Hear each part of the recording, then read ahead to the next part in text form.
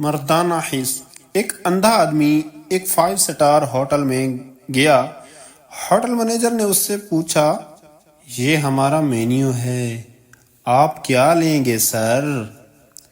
اندھا آدمی بولا، میں اندھا ہوں، آپ مجھے اپنے کچن سے چمچہ کو کھانے کے اشیاء میں ڈبو کر لا دیں، میں اسے سونگھ کر آرڈر کر دوں گا۔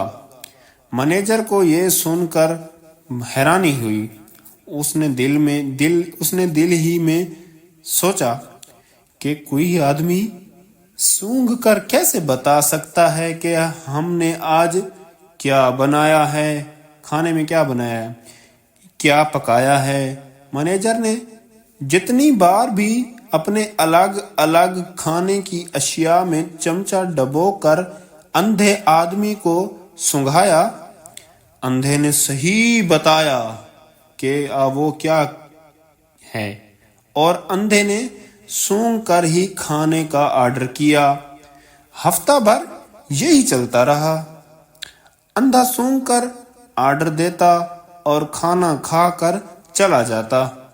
ایک دن مینیجر نے اندھے آدمی کا امتحان لینے کا سوچا کہ ایک اندھا آدمی سونگھ کر کس طرح بتا سکتا ہے۔ مینیجر کچن میں گیا اور اپنی بیوی شگفتہ سے بولا کہ تم چمچے کو اپنے ہونٹوں سے گیلا کر دو۔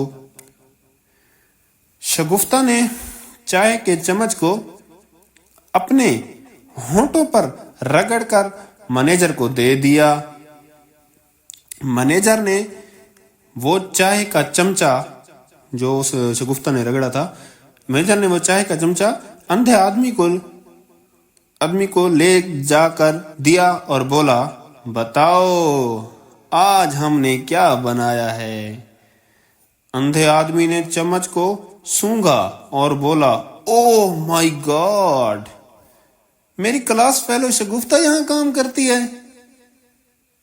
واہ جی واہ، یہ ہے اندھے کہانی۔ اگر آپ کو یہ کہانی پسند آئی ہے تو ہم پیج کو لائک کریں۔